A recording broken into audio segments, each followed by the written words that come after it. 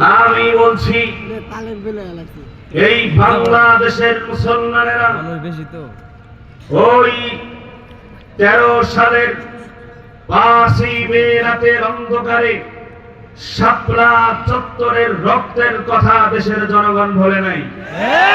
আওয়াজ দিতে হবে, ঠিক কিনা? দুনিয়ার মুসলমান পিলখানা হত্যাকাণ্ডের কথা বাংলাদেশের জনগণ ভোলে নাই। আল্লামা সাঈদীকে জেলে বন্দী করেছিল।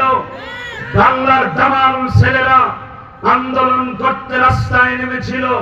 নির্বিচারে তাদের উপরে পাখির মতো গুলি বর্ষণ করে দুনিয়া থেকে বিদায় করা হয়েছিল, ঠিক কিনা?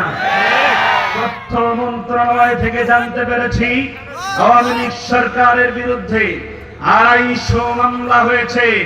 আমি বলবো আর ওর বিরুদ্ধে 250 মামলা করে এই বাংলাদেশে আন্তর্জাতিক ট্রাইব্যুনালের মাধ্যমে তাকে বিচারের আওতায় এনে 500 বার ফাঁসির কাস্টে ঝুলায় মারা দরকার।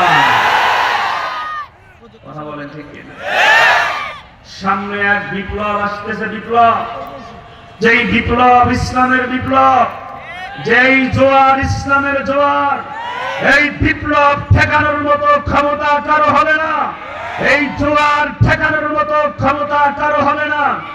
ওই বিপ্লবে আমাদেরকে শামিল হতে হবে।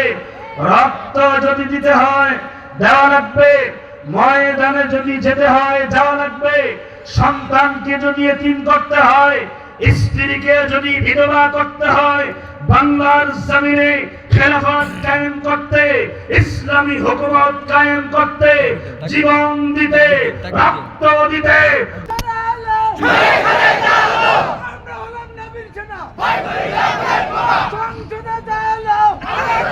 আমরা